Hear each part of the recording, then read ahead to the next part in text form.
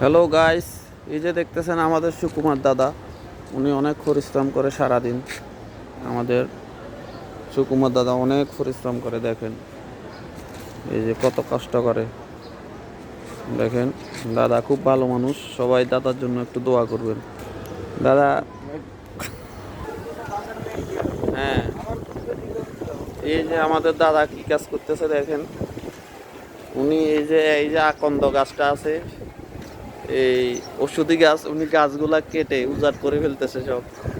মানে দাদা পরিবেশ ধ্বংস করার কাজে নিয়োজিত। আমার দাদা পরিবেশ ধ্বংস করার কাজে নিয়োজিত। সবার প্রতি অনুরোধ, গাছ নিধন করবেন গাছ না, কিন্তু আপনারা নিধন করবেন না, তবে দাদা নিধন করব।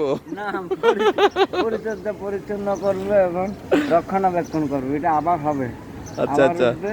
ও এটা মানুষের উপকারে আসে, এটার শিকড় যে কত উপকারিতা, লাখ টাকা দিলেও এটা পাওয়া যায় না, কারণ এটা শিকড়টা এত মূল্যবান। আপনার শরীরের অঙ্গের মধ্যে যদি এটা রাখা যায়, এটা এত ফলপ্রসূ দিবে, আপনার ভবিষ্যৎকে উন্নয়ন এবং সমৃদ্ধির পথে এগিয়ে নিয়ে উদ্ভাসিত যাবে। করবে এবং আপনার অগ্রগতি বাড়বে। ধন্যবাদ।